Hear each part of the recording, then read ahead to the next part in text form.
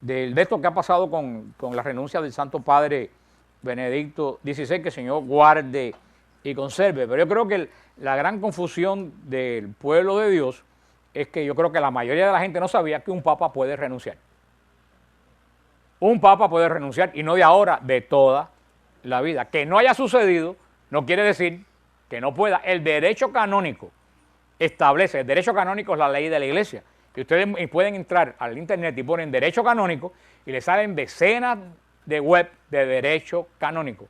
Está como el catecismo por punto. Y es muy fácil de leer. La ley para los sacramentos, la ley para los sacerdotes que cometen felonías en la iglesia, la ley de los consagrados, es como la constitución jurídica de un país, es la ley canónica, es la ley de la iglesia. Entonces, es muy interesante. Antes los laicos no conocían el derecho canónico. Yo cada rato me hacen preguntas en EWTN y tengo que entrar al derecho canónico. Y quiero decirles que es súper interesante leer el derecho canónico. Tú aprendes cantidad de lo que se puede y lo que no se puede hacer en el derecho canónico. Y el derecho canónico estipula desde siempre que un papa puede renunciar. De hecho, que el oficio papa no existe en la Iglesia Católica. A los sacerdotes se consagran, ¿no? Se le impone y se ungen. A los obispos se consagran, se le imponen las manos y se ungen. Al papa no se consagra. ¿Qué es lo que se hace con el papa? No, se elige, pero se hace una misa y se presenta. Este es el obispo de Roma. No se hace nada, ninguna congregación, no hay ningún rito, o el papa no se ordena ni nada. El papa es simplemente, ¿qué cosa? Un obispo que ocupa el obispado de la diócesis de Roma, que por ser el obispado sucesorio de San Pedro tiene primacía sobre todas las otras sucesiones apostólicas. Pero el papa es sencillamente un obispo como el de aquí, como el de Tallahassee, como el de Buenos Aires, como el de Cartagena. Es un obispo. El ministerio de él es de orden. ¿Por qué? Porque él ocupa el obispado, que ¿de quién es? Del apóstol Pedro. Pero no hay ningún tipo de... O sea, papa es una palabra griega que quiere decir padre. Papa quiere decir padre, nada más. Y a todos los obispos en la iglesia primitiva le decían papa, padre. Lo que pasa es que con el tiempo la palabra se fue limitando al obispo de Roma, que era el padre de la cristiandad. Pero todavía, por ejemplo, al dirigente de la iglesia copta en Egipto le dicen papa. Acaba de morir el papa Shenúa, que era el jefe de la iglesia copta, eligieron otro papa ahora. O sea, es un título muy antiguo que se perdió en Occidente y quedó solamente para el obispo de Roma. Pero lo que quiero que ustedes entiendan que no hay ninguna ordenación de un ministerio de la iglesia que se llame papa. En la iglesia solamente hay diácono, presbítero y obispo. En la iglesia no hay nada más que estas tres cosas. ¿Qué cosa es un cardenal? Un obispo que tiene derecho a votar en la elección del obispo de Roma y que tiene que ayudar al papa. Es un obispo que ayuda al papa en la gestión de la iglesia. Se llama cardenal porque están encardinados en Roma. Todo cardenal tiene una iglesia en Roma. Cada cardenal tiene una iglesia en Roma porque él tiene su residencia en Roma, porque su obligación es ayudar al papa en el gobierno. Por eso es la palabra cardenal, de la palabra incardinal, que quiere decir vivir en, estar en, afiliado a. Entonces, cuando me dicen, ¿dónde está la palabra cardenal en la Biblia? Digo, no está. Y la de papa no está, pero sí está la palabra episcopo, y eso es lo que es el papa, y son los cardenales. Luego entonces, los papas sí pueden renunciar, con la diferencia, es más, todos los obispos tienen que renunciar obligatoriamente a los 75 años. Cuando un obispo por ley canónica llega a los 75 años, ¿qué es lo que tiene que hacer? No existe, no hay excepción para nadie, a no ser que el papa lo extienda por 1 o 2 años mientras aparece alguien más. No hay excepción. El único que no está obligado a renunciar es el papa. ¿Por qué? Porque el papa le pide la renuncia a los obispos, pero al papa nadie tiene autoridad para pedirle al papa la renuncia porque es la cabeza de la iglesia. ¿Usted entiende por qué el papa no renuncia? Y el derecho canónico dice que nadie puede obligar al papa a renunciar, ni él tiene que consultar a nadie para renunciar. El papa solamente tiene que hacer lo que hizo. Y lo dijo muy claro. El papa conoce muy bien el derecho canónico. Él dijo, yo libremente renuncio al oficio de obispo de Roma. O sea, yo creo que muy poca gente lo sabían allí cuando él lo dijo. Cogió a todo el mundo de sorpresa porque no tiene que consultar a nadie. Eso pasó. A Juan Pablo II lo quisieron obligar. Y él dijo, no. Por ley canónica a mí nadie me puede obligar a renunciar. O sea, un papa libremente puede renunciar y sigue siendo un obispo de la Iglesia Católica, un hombre, me imagino que es preeminente porque fue jefe de la Iglesia, pero hay un nuevo papa que es el sucesor del obispo Pedro, tal como Favarola, el arzobispo de Miami, ya no es el arzobispo de Miami, dejó de ser obispo. No, igual pasa con el papa, sigue con la misma honra, con el mismo, pero es un obispo. Pues ya, obispo emérito, de este caso, obispo emérito de la diócesis de Roma, de la diócesis de Roma. Hay varios papas que han renunciado. El primer papa que renunció fue el Papa Clemente. El Papa Clemente ejerció el obispado de Roma del año 88 al año 97. Y es el famoso Papa Clemente que escribe la carta a los corintios, arreglando el problema que se formó en época de San Pablo con los corintios. Es la famosa carta de Clemente a los corintios, que es un padre de la iglesia.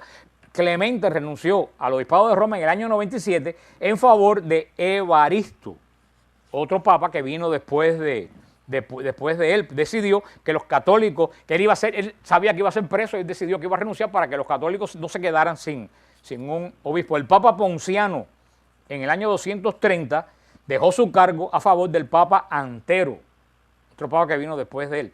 El Papa Silverio, en el año 536, renunció a favor del Papa Vigilio.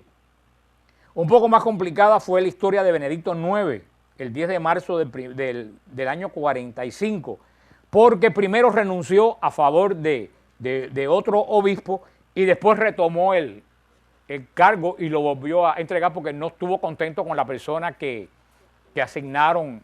En esa época no había cónclave. En esa época el Papa designaba a su sucesor. Todo lo que cónclave es del siglo III, del siglo XIII en adelante. Uno de los papas más conocidos que renunció fue el Papa Celestino V, que es conocido como el Papa del Gran Rechazo. Y él renunció en el año 1294. ¿Qué pasó con el Papa Celestino? Y es muy importante el Papa Celestino porque está muy ligado a este Papa. El Papa Celestino era un ermitaño que vivía en una cueva en lo alto de unas montañas en Italia. Y la iglesia en el 1200 se encontró, ya había cónclave, se encontró con un problema muy grande porque había reyes que estaban presionando un cónclave para que eligieran un rey francés, otros estaban presionando al Papa, los reyes de España, para que eligieran un Papa español, y había un conflicto tan grande en el cónclave que los cardenales decidieron elegir Papa a Celestino, que era un eremita que vivía por 30 o 40 años en una roca solitario. Y allá fueron los cardenales y yo me imagino que para espanto de Celestino le anunciaron que era papa. Ustedes se imaginan una persona que vive en soledad por 30 años, sin contacto, no con peor que ahora, sin ningún tipo de contacto, comiendo raíces, que le digan, entonces lo bajaron, lo llevaron al Vaticano, lo ungieron papa, inclusive él dormía en el piso, él no podía dormir en las camas del Vaticano, llevaba muchos años durmiendo en el piso, y seguía durmiendo en el piso, pero al mes él se dio cuenta que él era un hombre espiritual de vida de contemplación y que él no tenía dotes para gobernar la iglesia. Él dijo, se puede ser muy santo, pero para gobernar la iglesia no solamente hay que ser santo, hay que tener dotes de gobierno. Y Celestino no tenía la menor idea cómo funcionaba un gobierno. Y al mes y pico, Celestino renunció y volvió a subir a su montaña donde vivió y es santo hoy en día, el Papa Celestino V. El último papa que renunció fue el Papa Gregorio XII en el 1415. Y en ese momento el Papa Gregorio XII vivió el Gran Cisma de Occidente. ¿Cuál fue el Gran Cisma de Occidente? Fue un momento que hubieron 3 papas. Estuvo el Papa de Roma, elegido canónicamente, obispo de Roma, pero los cardenales franceses en Aviñón escogieron otro papa. Y para complicar la cosa, unos cardenales españoles eligieron otro papa, que es el Papa español de la peña que es valenciano, el Papa Luna, que fue un papa muy terco, que nunca quiso renunciar, pero se quedó solo en su castillo en Valencia, porque ¿qué fue lo que hizo Gregorio XII? Él renunció al obispado de Roma y el otro papa francés renunció para que todo el mundo pudiera elegir un nuevo papa y se acabara el cisma. Pero este Papa León II, Gregorio XII, estaba válidamente elegido. Pero es para evitar que se acabara todos los líos, se eligieron un nuevo papa, porque el papa es un oficio, un ministerio de la iglesia. Entonces ha habido una serie de... Porque yo dije que el Papa Celestino está muy unido a Benedicto XVI, y eso no se ha dicho. Creo que lo dijo Scott Hahn nada más. En el 2009, Papa Benedicto visitó la tumba de Celestino V. y dice que estuvo mucho tiempo orando en la tumba, en el 2009. Dice que estuvo mucho tiempo el Papa orando en la tumba de Celestino V, el Papa que se dio cuenta que no estaba capacitado para gobernar la iglesia. Y el Papa tuvo un gesto que ningún Papa lo ha tenido antes. El Papa se quitó el palio, que es esa cinta que se pone alrededor del cuello. Se quitó el palio y lo puso arriba de la tumba del Papa Celestino. Y en el 2010 el Papa volvió a visitar la tumba del Papa Celestino y estuvo orando yo estoy seguro que que el Papa ha meditado, no es una decisión repentina. Y es muy singular la relación de este Papa con el Papa Celestino. Porque el Papa Celestino era un hombre muy bueno, era un hombre de vida, de contemplación, de una vida espiritual intensa, de dones, pero no tenía el don de gobernar y renunció. Yo asumo por la relación de este Papa con el Papa Celestino que Benedicto XVI habrá dicho, mi vida es la oración. Y yo me doy cuenta que yo no estoy capacitado para enfrentar los retos que tiene la iglesia. Y para mí lo mejor que hizo fue lo que hizo. Como casi todos los católicos han dicho en el Canal 7, porque yo decidí no oír canales latinos, porque es un asco como nuestro pueblo se expresa. O sea que yo ni tomo el trabajo de oírlo, porque yo siempre digo que los muertos entierren a sus muertos. Y ellos están muertos. Pero en el Canal 7, increíblemente, han llevado hasta ahora con mucha elegancia. Y a todas las personas que entrevistaron ayer, todos decían, católicos en la Ermita, en Santa Marta, todos decían, esto que ha hecho el Papa es una obra del Espíritu Santo. El Espíritu Santo que llega a la iglesia le indicó que tenía que... Y yo lo admiro, y yo estaba diciendo en el programa de radio, que en esta oración que hacemos nosotros, define el pontificado de Benedicto XVI. Porque fíjate lo que decimos en la oración nosotros desde que Benedicto fue elegido Papa. Señor, fuente de la vida y la verdad eterna, otorga a tu pastor Benedicto XVI un espíritu de valentía y juicio recto. Eso para mí, esa oración define el pontificado de Benedicto XVI. Valentía y juicio recto. Ha sido un hombre que ha tenido la valentía de decir, yo me doy cuenta que yo estoy incapaz para hacer esto. Y ha tenido juicio recto de darse cuenta cuando una persona se tiene que retirar. Porque otra gente se empeñan en seguir a pesar que no pueden. Y eso entorpece la labor. Y eso a todo nivel de ministerio cuando el Señor te dice, ya, una persona de Dios dice, ya. O sea que yo creo que si a mí me dijeran qué caracteriza el pontificado de Benedicto, decía que es un espíritu de valentía y juicio recto. Él tomó esta decisión, no sabemos por qué la tomó. Yo me inclino a pensarlo por su relación con el Papa Celestino. Yo me inclino a pensar que eso es lo que él... Algunas personas en el Vaticano dijeron que todo esto se empezó a notar a partir de la visita del Papa a Cuba.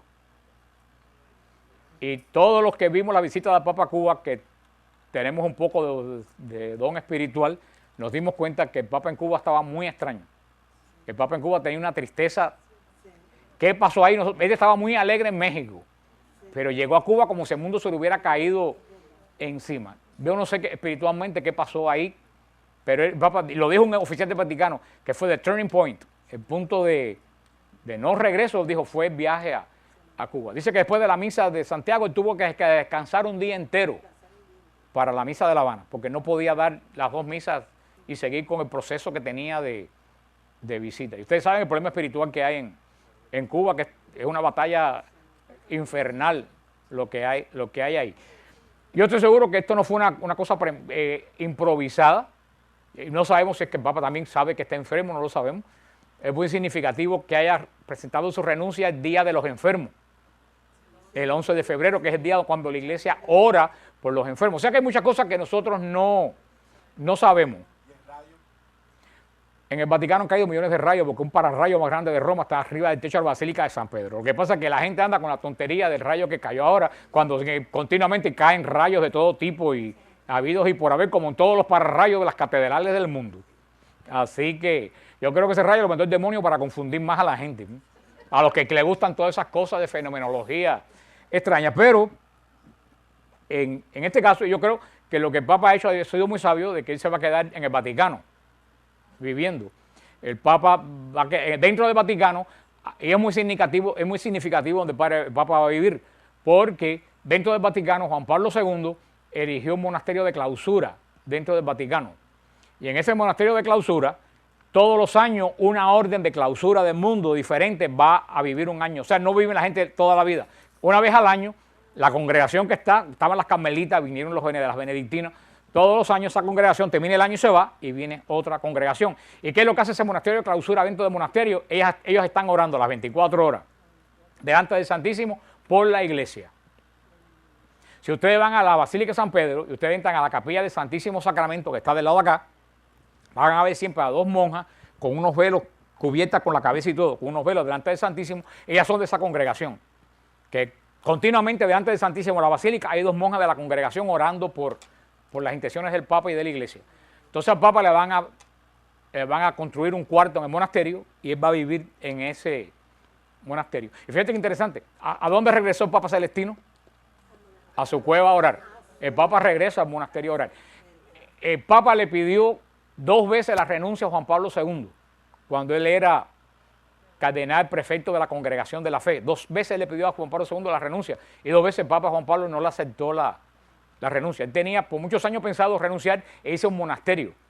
Y de hecho, cuando el cónclave él había empacado ya, había mandado todos sus libros a un monasterio de clausura, cuando le eligieron Papa, porque eso es lo que él quería hacer, porque es un hombre de oración. Y que haya escogido un monasterio donde están las monjas orando por la iglesia, él va a terminar su vida como el Papa Celestino, orando con esa gente en el corazón de la iglesia por la iglesia. A lo mejor yo pienso que eso el Espíritu Santo le pidió que terminara el ministerio de él dentro del Vaticano orando por la iglesia. Es lo que él es un hombre de oración. Y para nosotros es una bendición que esté dentro del Vaticano.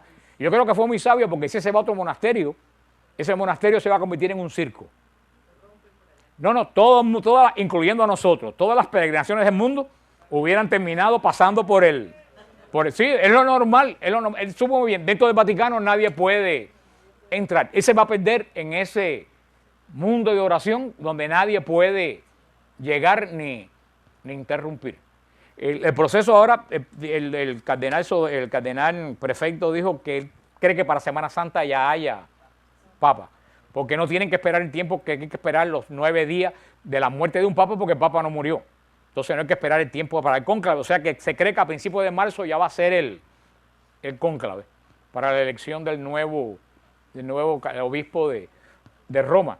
También estaban diciendo que el médico le prohibió al Papa que viajara más, que no, por el problema de la salud no podía viajar más, por eso él nunca ha ido a Ciudad México, porque está muy alta para la salud de él. Y yo me imagino que también él pensaría que en una jornada mundial de la juventud que viene, que se espera más de 5 millones de jóvenes, una jornada de la mundial de la juventud sin la presencia del Papa no es una jornada mundial de la juventud, porque la jornada mundial de la juventud es reunirse junto al Papa. Así que yo creo que todo esto pesaría sobre la decisión de Santo Padre. Entonces, en este tiempo que hay de tanta confusión fuera de la iglesia, porque el verdadero cristiano no debería estar confundido ni atemorizado, porque esto es una obra del Espíritu Santo, creo que debíamos orar por este Papa, por las intenciones de este Papa, unirnos. Yo creo que en este Papa, ahora cuando esté en el monasterio, vamos a tener un intercesor vivo. Yo creo que podemos pedir intercesión, porque por la comunión de los santos nosotros podemos pedir la oración que el Papa está haciendo en el monasterio de ahora en adelante. Porque si, Señor, yo pongo mi oración en las manos de Benedicto para que te la presente.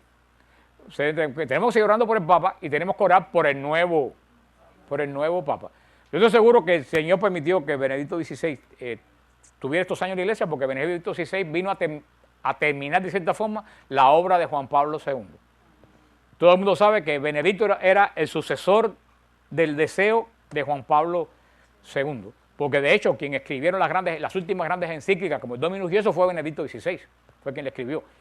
Quien conocía el corazón de Juan Pablo II y lo que quería para la iglesia era Benedicto. Yo creo que él tuvo este tiempo tratando de instituir lo que Juan Pablo II no pudo terminar. Ahora tenemos que orar por el que venga nuevo, porque lo que le cae en las manos no es nada muy fácil. No sabemos quién es, no hay nadie que se destaque, como Benedicto, que todo el mundo se destacaba desde el cónclave, pero cuando se eligió Juan Pablo II no había nadie que se destacara, y nadie conocía a Juan Pablo II, y el Espíritu Santo lo sacó de donde nadie se lo imaginaba. Y estamos seguros que el Espíritu Santo sacará otro Papa donde nadie se lo imagine.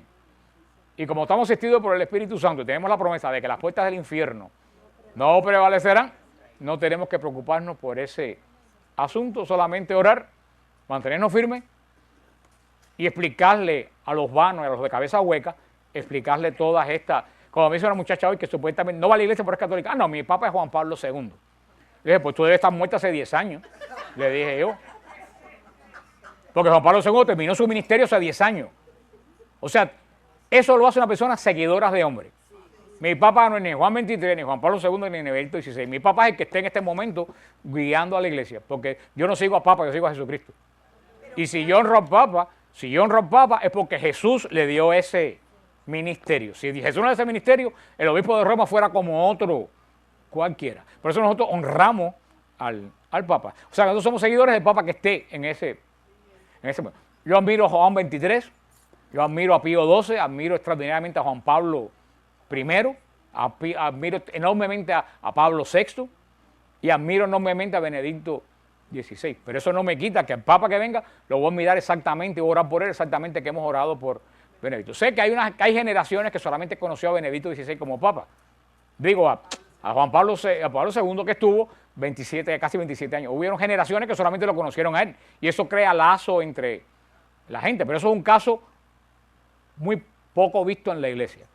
Todos los papas duran 6, 7, 8 años por motivo de su edad. O sea que yo creo que hay que quitar esa banalidad de la mente de él. No, mi papa, tu papa es el que el Señor puso en este momento. Honra a Juan Pablo II, honra porque fue un gran hombre de la iglesia, pide su intercesión, pero eso acabó el asunto. Tu papa no es Juan Pablo II, tu papa es el que el Señor elija en este momento. Y el que venga, y el que venga, y el que venga hasta que se acaben los tiempos. ¿Qué tú decías? Yo creo que nadie le va a decir el cardenal Ratzinger, todo el mundo le va a decir Benedicto XVI, pues una cosa de cariño, pero yo creo que eso no te hagas un gran lío por el Señor, tanto diga Ratzinger como Benedicto, el Señor sabe quién es. Él no se va a despistar porque sabe dónde va a estar y no va a estar en más ningún lugar. Yo siempre lo seguiré llamando Benedicto XVI, ese es el título que se ganó y el título que tiene en mi corazón. Y evidentemente yo sí lo voy a extrañar mucho, porque yo he admirado enormemente a este Papa que el mundo no lo ha conocido. Es como Cristo, como dice Cristo, vine a los míos y los míos no me conocieron. Un tremendo teólogo, un tremendo filósofo, un tremendo intelectual, un hombre de oración, un gran catequista, un hombre de una talla intelectual. El otro día dijo Sean Hannity en Fox, que es uno de los grandes